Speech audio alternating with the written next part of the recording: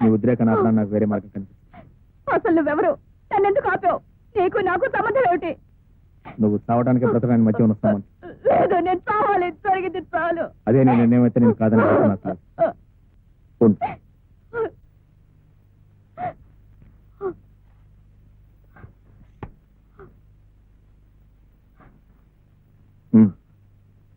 వచ్చే ముందు నా చావుకు అభిమన్యుడే కారణమని ఈ తెల్లకాతి మీద రాసి సంతకం పెట్టి కమా.